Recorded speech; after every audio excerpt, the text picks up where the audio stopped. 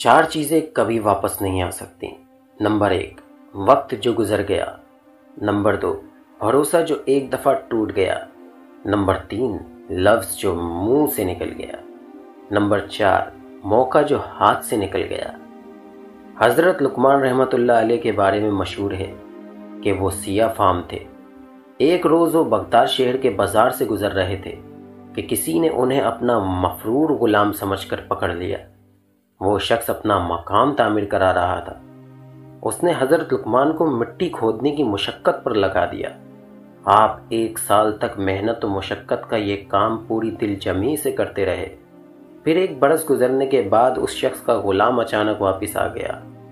وہ غلام حضرت لقمان کو اچھی طرح جانتا تھا۔ اس نے آپ کی یہ حالت دیکھی تو قدموں میں گر گیا۔ جب اس غلام کے آقا کو حضرت لقمان کے مقام و مرتبہ کا پتہ چلا تو وہ بھی بے حد شرمندہ ہوا اور معافی کا خواستگار ہوا۔ حضرت لقمان نے فرمایا، بھائی، جو کچھ ہونا تھا ہو چکا، مگر میں تمہیں ایک بات بتاؤں، میں گھاٹے میں نہیں رہا۔ اس 1 برس کی مصیبت نے مجھے دانائی کی ایک بے حد قیمتی بات سکھا دی ہے۔ وہ بات یہ ہے کہ کسی کو کم درجے کا خیال کر کے اسے مصیبت میں مبتلا نہیں کرنا چاہیے۔ میرا بھی ایک غلام ہے، میں اس سے ہر قسم کی خدمت لیا کرتا تھا۔ اب مجھے یہ احساس ہوا ہے کہ اس قسم کے کاموں میں کس قدر جسمانی اور روحانی تکلیف ہوتی ہے۔